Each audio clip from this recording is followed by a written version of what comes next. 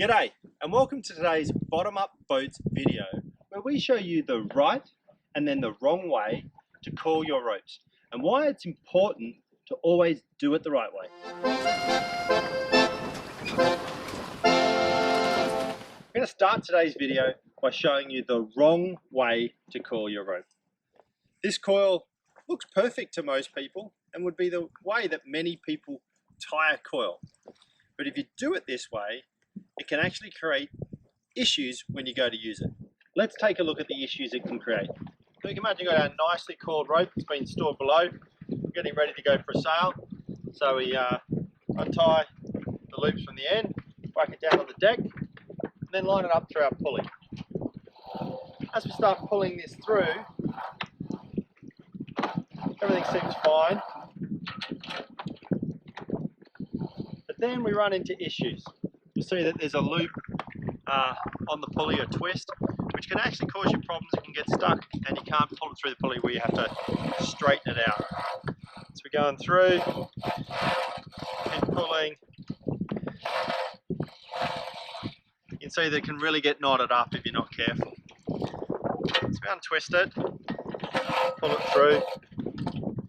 Doesn't seem like too much of an issue, but can become a really big problem, particularly when out racing. If you are looking to pull the sheets on or let them off quickly, things could get stuck because of those twists.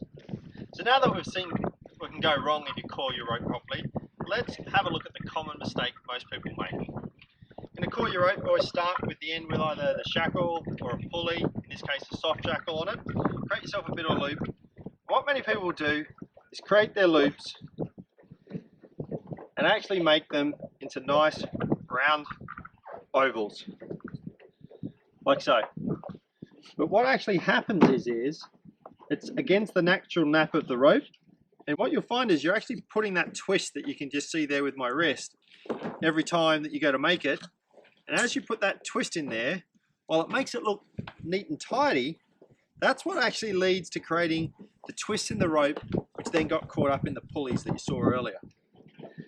So while it may look neat and tidy, it is actually a disaster waiting to happen. Let's just finish this off. I like to pull it down, then put at least 3, 5 to be safe, loops in it. And then there's a couple of ways to finish it off. First way is, if you're going to store it on a rope, is just put a clove hitch in the top there. Then you can store it up, hang it up. Alternatively, you're going to leave it just down below. You can put it through, pull it all the way over the top, and then pull it down nice and tight.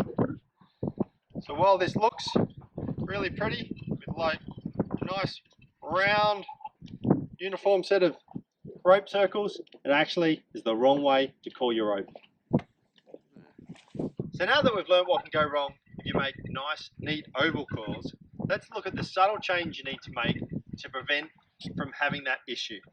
Once again, starting with the end with a shackle or a pulley on it, and this time you actually want to let the rope naturally follow its path, which will result in figure of 8s forming rather than the loops that you were forcing into the rope.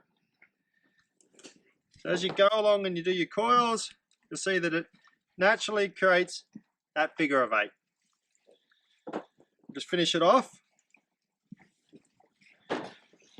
following the figure of 8 process. Then once again, creating, I like at least 3 up to 5 turns, and then pull it through, finish it off. So now that we've got our coil that's done properly, well, it doesn't look quite as neat as the oval one. Let's see how it performs when we go to put it through the pulley and see whether we've got the same issues last time. So throw it down on the deck, pull it up through the pulley, and what you'll notice this time is that the rope comes up with absolutely no coils. This will allow you to have the best performance, either pulling on or easing your sheets quickly and successfully with no kinks that could create issues for you while you're on the race course. So that concludes today's video, where we showed you how to correctly coil your rope to avoid the twists that could get you into trouble while racing. So remember to let the rope naturally twist and create your figure of eights in your coils, rather than those perfect looking loops that many others strive for. Thanks for making it to the end of today's video. If you got value from today's update, please be sure to give us a like and subscribe to ensure you get all the latest content from Bottom Up Boats as soon as it's released.